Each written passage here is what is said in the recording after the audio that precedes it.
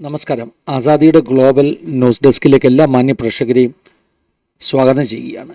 ചില വാർത്തകൾ നമ്മുടെ മനസ്സിൻ്റെ അകത്ത് ഒരു വേദന തരുന്നതാണ്. അപ്രകാരം നൊമ്പരങ്ങൾ തരുന്ന ഒരു വാർത്തയാണ് ആസാദിയുടെ പ്രേക്ഷകരുമായിട്ട് ഇന്ന് പങ്കുവെക്കാനുള്ളത്. ഉത്തരാഖണ്ഡിൽ ഓൾറെഡി മതപരിവർത്തന നിരോധന നിയമം നിലവിൽ നിൽക്കുന്ന ഒരു സംസ്ഥാനമാണ്. എന്നാൽ ഈ അടുത്ത ദിവസങ്ങളിൽ പുതിയതായിട്ട് ചില ഭേദഗതികൾ ആ നിയമത്തിൽ വരുത്തിക്കൊണ്ടിരിക്കുകയാണ്. ഈ അടുത്ത ആഴ്ച അങ്ങനെയുള്ള ഭേദഗതികളോടുകൂടി ഉത്തരാഖണ്ഡ് നിയമസഭ മതപരിവർത്തന നിരോധന നിയമത്തെ അല്പം കൂടെ കഠിനമാക്കി അവതരിപ്പിക്കുവാനുള്ള ശ്രമങ്ങൾ നടന്നുകൊണ്ടിരിക്കുകയാണ്. ഉത്തരാഖണ്ഡിൽ നിന്നുള്ള വാർത്ത, ഉത്തരാഖണ്ഡ് മുഖ്യമന്ത്രി ചെയ്ത ഒരു പ്രസ്താവന, പുഷ്കർ സിംഗ് ധാമി ഉത്തരാഖണ്ഡ് മുഖ്യമന്ത്രി പറഞ്ഞത്, ഉത്തരാഖണ്ഡ് എന്ന് പറയുന്നത് ദേവഭൂമിയാണ്, അതായത് ലാൻഡ് ഓഫ് ഗോഡ്സ്, ദൈവങ്ങളുടെ ഭൂമി. ഹിന്ദുമതത്തിൻ്റെ ഒത്തിരി വിശ്വവിഖ്യാതമാകുന്ന തീർത്ഥാടന കേന്ദ്രങ്ങൾ ഉള്ള സ്ഥലമാണ് ഉത്തരാഖണ്ഡ്. അതുമാത്രമല്ല, ഒത്തിരി സെയിൻസ്, മതവുമായി ബന്ധപ്പെട്ട ആളുകൾ തപസ് ചെയ്യുവാൻ വേണ്ടി, മെഡിറ്റേറ്റ് ചെയ്യുവാൻ വേണ്ടിയൊക്കെ പോകുന്ന സ്ഥലമാണ് ഉത്തരാഖണ്ഡ്. അങ്ങനെയുള്ള ഒരു സ്ഥലത്തിൻ്റെ റിലീജിയസ് പശ്ചാത്തലം, ആ ഡെമോഗ്രഫിക്ക് ഒരു വ്യത്യാസം വരുത്തുവാൻ യാതൊരു കാരണവശാലും സമ്മതിക്കുകയില്ല. അതുകൊണ്ട് നിയമങ്ങൾ കഠിനമാക്കുകയാണ് എന്നാണ് ഉത്തരാഖണ്ഡ് മുഖ്യമന്ത്രി കഴിഞ്ഞ ദിവസം പറഞ്ഞത്. ഇവിടെ നമുക്ക് ആശങ്കയുളവാക്കുന്ന ഒരു കാര്യം ഈ നിയമങ്ങൾ കഠിനമാക്കുന്നതിലല്ല, എന്നാൽ നിയമത്തിൽ ഉൾപ്പെടുത്തിയിട്ടുള്ള പുതിയ വ്യവസ്ഥകളിൽ ഒന്ന്, ഇനി മുതൽ ഡിജിറ്റൽ മാധ്യമങ്ങളിലൂടെ ഏതെങ്കിലും വിധത്തിൽ കൺവേർഷന് ശ്രമിച്ചാൽ അതും വളരെ വലിയ കുറ്റമായിരിക്കും. നേരത്തെ ഉണ്ടായിരുന്നത് 10 വർഷം തടവാണെങ്കിൽ ആ 10 വർഷം തടവെന്നുള്ളത് 14 വർഷം തടവിന് വേണ്ടിയാണ് പുതിയ വ്യവസ്ഥകൾ ചെയ്തിരിക്കുന്നത്. 14 വർഷം തടവ് കിട്ടുന്ന കുറ്റമായിരിക്കും ഡിജിറ്റൽ മാധ്യമങ്ങൾ ഉപയോഗിച്ച് കൺവേർഷന് ശ്രമിക്കുന്നത് എന്നാണ് പുതിയ ബില്ലിലെ പുതിയ വ്യവസ്ഥ. അപ്പോൾ ബില്ലിൽ പറയുന്നത് നിർബന്ധിത മതപരിവർത്തനത്തെക്കുറിച്ചാണ്. പക്ഷേ ഇത്തരം നിയമങ്ങൾ ഏറ്റവും അധികം ദുരുപയോഗം ചെയ്യുവാൻ സാധ്യതയുള്ളതുകൊണ്ട് ഏതെങ്കിലും വിധത്തിൽ ഒരാൾ നിർബന്ധിതമായി മതപരിവർത്തനം നടത്തുവാൻ ശ്രമിച്ചു എന്ന പേരിൽ ആ വ്യക്തിക്കെതിരെ കേസെടുക്കുവാൻ സാധ്യതയുള്ളതുകൊണ്ട് ഇങ്ങനെയുള്ള നിയമങ്ങൾ ഇന്ന് പരക്കെ മിഷണറിമാർക്ക് എതിരെ, ക്രിസ്തീയ വിശ്വാസികൾക്കെതിരെ ഉപയോഗിക്കപ്പെടുന്നത് കൊണ്ട് നമ്മുടെ ആശങ്കയെ വർദ്ധിപ്പിക്കുന്നു. ഇനിയും ഡിജിറ്റൽ മാധ്യമത്തിൽ കൂടെ പോലും ഏതെങ്കിലും വിധത്തിൽ സുവിശേഷം പങ്കുവെക്കുകയോ അല്ലെങ്കിൽ ബൈബിൾ വാക്യങ്ങൾ പങ്കുവെക്കുകയോ ഒക്കെ ചെയ്താൽ അത് മതപരിവർത്തനത്തിനുള്ള ശ്രമമാണെന്ന് വ്യാഖ്യാനിച്ചുകൊണ്ട് കേസെടുക്കുവാനുള്ള സാധ്യത ഉണ്ട് എന്നത് വലിയ ആശങ്കയ്ക്ക് കാരണമാണ്.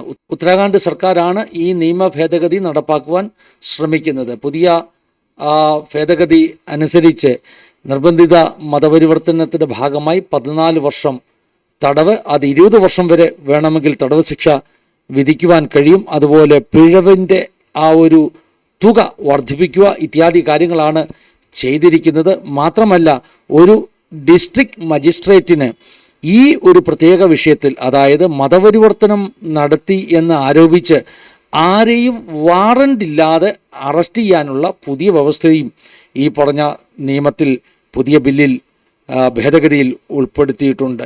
ഇപ്പോൾ നമുക്ക് മനസ്സിലാക്കുവാൻ കഴിയുന്നത്, ഏതെങ്കിലും വിധത്തിലുള്ള സോഷ്യൽ മീഡിയ, അതുപോലെ തന്നെ ചാറ്റ് ആപ്പുകൾ, മെസ്സേജ് ആപ്പുകൾ, വാട്സപ്പ് പോലോ അല്ലെങ്കിൽ ടെലഗ്രാം പോലോ ഒക്കെയുള്ള മെസ്സേജിങ് ആപ്പുകൾ, മറ്റ് ഏതെങ്കിലും വിധത്തിലുള്ള ഓൺലൈൻ സോഷ്യൽ മീഡിയ, യൂട്യൂബ് ആകട്ടെ, ഫേസ്ബുക്ക് ആകട്ടെ, ഇത്തരം ഏതെങ്കിലും മാധ്യമത്തിലൂടെ ഇങ്ങനെയുള്ള സന്ദേശങ്ങൾ പ്രചരിപ്പിച്ചാൽ, അതായത് സുവിശേഷം പ്രചരിപ്പിക്കുക എന്നുള്ളതല്ല, മതം മാറുന്നതിനെക്കുറിച്ച്, അതിനെ പ്രോത്സാഹിപ്പിക്കുന്നതിനെക്കുറിച്ചുള്ള ഏതെങ്കിലും ഒരു സന്ദേശം ഏത് തരത്തിലുള്ള ഓൺലൈൻ മീഡിയം വഴിയും പ്രചരിപ്പിച്ചാൽ അത് കുറ്റകരമാണെന്നാണ് ഇപ്പോഴുള്ള ഭേദഗതിയിൽ വന്നിരിക്കുന്നത്. ഇത് വളരെ അപകടകരമാണ്.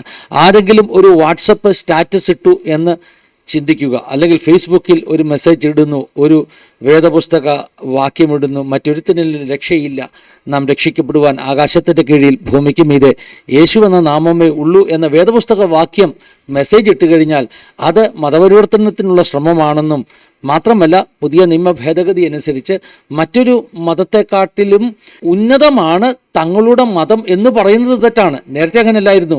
മറ്റുള്ള മതങ്ങളെ ഇകഴ്ത്തി സംസാരിക്കുന്നത് തെറ്റായിരുന്നു എന്നാണ് പണ്ട് പറഞ്ഞിരുന്നതെങ്കിൽ പുതിയ ഭേദഗതി അനുസരിച്ച് മറ്റൊരു മതത്തെക്കാൾ എൻ്റെ മതം ഉന്നതമാണ്, എൻ്റെ മതം മേന്മയുള്ളതാണ് എന്ന് പറഞ്ഞാൽ, അല്ലായെങ്കിൽ യേശു മാത്രമാണ് രക്ഷകൻ എന്ന് നമ്മൾ പറയുന്നത് പോലെ പറഞ്ഞു കഴിഞ്ഞാൽ മറ്റൊരുത്തിനും രക്ഷയില്ല എന്ന് വേദപുസ്തക വാക്യം നമ്മൾ പറഞ്ഞു കഴിഞ്ഞാൽ അത് കുറ്റകരമായി മാറുന്നു. ഇത് അപകടകരമാകുന്ന ഒരു സ്ഥിതിവിശേഷമാണ്. കാരണം ഈ നിയമങ്ങൾ വളരെയധികം ദുരുപയോഗം ചെയ്യപ്പെടുവാനുള്ള സാധ്യതയുണ്ട്. നമ്മളൊക്കെ ഫേസ്ബുക്കിലോ യൂട്യൂബിലോ ഒക്കെ ഇടുന്ന വീഡിയോകൾ ഉത്തരാഖണ്ഡ് സർക്കാരിന് കേസെടുക്കുവാനുള്ള സാധ്യതയുള്ള FIR ചാർത്താനുള്ള സാധ്യതയുള്ള മെസ്സേജസായി അവർക്ക് പരിഗണിക്കുവാൻ സാധ്യതയുണ്ട്. ഉത്തരാഖണ്ഡിലാണ് ഈ നിയമം വരുന്നത് എന്ന് പറഞ്ഞ് നമ്മൾ ആശ്വസിക്കുവാൻ വരട്ടെ. കാരണം ഭാരതത്തിൻ്റെ മറ്റ് പല സ്റ്റേറ്റുകളും ഉത്തരാഖണ്ഡിൻ്റെ വഴി പിന്തുടരുവാൻ സാധ്യതയുണ്ട്. മാത്രമല്ല ഒരു കാര്യം കൂടെ മനസ്സിലാക്കണം, നമ്മളൊക്കെ ഇടുന്ന മെസ്സേജുകൾ, നമ്മുടെ ഫേസ്ബുക്ക് പോസ്റ്റുകൾ, നമ്മുടെ വാട്സപ്പ് സന്ദേശങ്ങൾ നമ്മുടെ സ്റ്റേറ്റിൽ മാത്രമല്ല ലോകം മുഴുവൻ പോയിക്കൊണ്ടിരിക്കുകയാണ്. അപ്പോൾ ഉത്തരാഖണ്ഡിലേക്ക് നമ്മുടെ മെസ്സേജ് പോകാൻ പാടില്ല എന്ന് പറഞ്ഞ് നമുക്ക് നിയന്ത്രിക്കാനൊന്നും പറ്റത്തില്ല. അതുകൊണ്ട് ഉത്തരാഖണ്ഡിലിരിക്കുന്നവർക്ക് ഞങ്ങളുടെ നാട്ടിലേക്ക് നിങ്ങളിട്ട യൂട്യൂബ് വീഡിയോ വന്നു എന്ന് പറഞ്ഞ് കേസെടുക്കാനും സാധ്യതയുണ്ട്. അപ്പോൾ ഇതിൻ്റെ പിന്നിൽ ഒളിച്ചു വച്ചിരിക്കുന്ന ഒരു ട്രാപ്പ്, ഒരു വലിയ ചതി എന്താണെന്നുള്ളത് പ്രേക്ഷകർക്ക് മനസ്സിലായി എന്ന് ചിന്തിക്കുന്നു. വളരെയധികം നിയമം കഠിനമാക്കുന്ന ഒരു കാലഘട്ടത്തിലാണ് നമ്മൾ ജീവിക്കുന്നത്. സുവിശേഷം അറിയിക്കുക എന്നുള്ളത് നമ്മുടെ ജീവിതത്തിൻ്റെ ഏറ്റവും വലിയ ഒരു ദൗത്യമാണ്.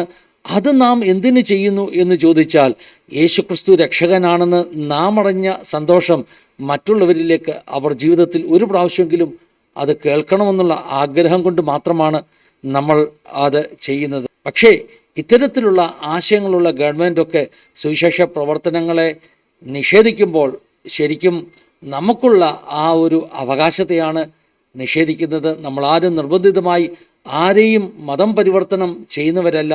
എന്നാൽ സുവിശേഷത്തിൻ്റെ രക്ഷയുടെ സന്ദേശം മറ്റുള്ളവരിലേക്ക് എത്തണം എന്നാഗ്രഹിച്ച് അത് ഷെയർ ചെയ്യുന്നവരാണ്.